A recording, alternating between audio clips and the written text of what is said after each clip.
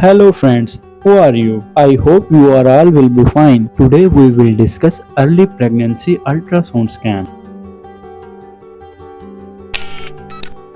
At the first level, neutral transparency scan. On ultrasound scan that measures your baby neutral transparency, a fluid filled space behind your baby's neck. Second level anomaly scan. This is a prenatal ultrasound performed between 18 and 22 weeks of pregnancy.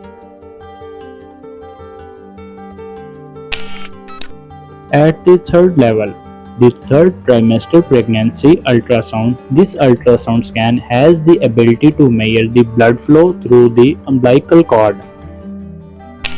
Fourth level Doppler ultrasound.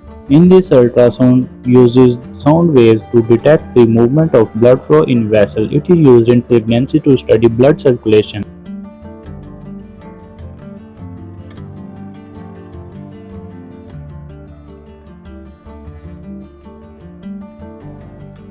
If you are new on my YouTube channel, please like and share my videos and subscribe my channel.